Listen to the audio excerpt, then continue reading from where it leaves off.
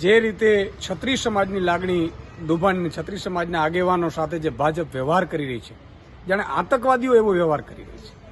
આજે તમે જુઓ, રાજ શેખાવતજી અમદાવાદ એરપોર્ટ ઉપર આવ્યા અને ભાજપ, જ્યાં સુધી રાજ શેખાવતજી ભાજપમાં હતા અને ભાજપ માટે પ્રચાર કરતા હતા ત્યાં સુધી ભાજપને વાલું લાગ્યું. પણ જ્યારે એમણે એક સમાજ માટે, છત્રી સમાજની માતા દીકરીઓ ઉપર જ્યારે ટિપ્પણી થઈ ભાજપના નેતાઓ દ્વારા અને એમણે જ્યારે એમનો વિરોધ કર્યો ત્યારે એમની સાથે આતંકવાદી જેવો વ્યવહાર કરવાની જે ભાજપની પદ્ધતિ છે ખૂબ જ નિંદનીય છે.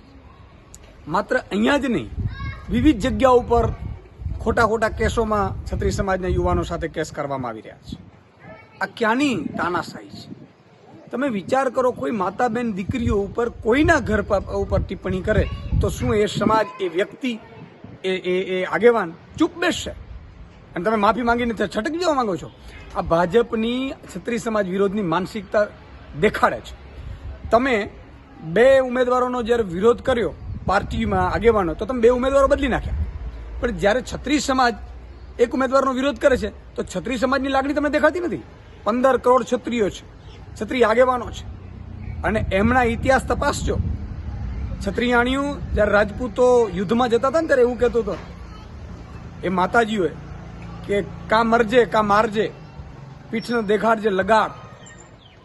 આ છત્રીયાણીઓ છે અને પાછે જોહાર કરતી હતી માતાજી, અને એમની વિરુદ્ધ ટિપ્પણી થઈને ભાજપના પેટનું પાણી નથી હાલતું અને બચાવવા માટે નીકળ્યા છો. શરમ આવી જોઈએ.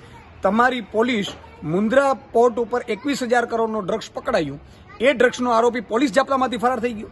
એ તો તમે રોકી નથી શક્યા, એ પકડી નથી શક્યા. એ ડ્રગ્સનો મુખ્ય આરોપી કોણ છે પકડી નથી શક્યા. અને તમે છત્રી સમાજના આગેવાનોને જે રીતે જાણે આતંકવાદીઓ એવી રીતે વ્યવહાર કરો છો, ખૂબ જ નિંદનીય છે.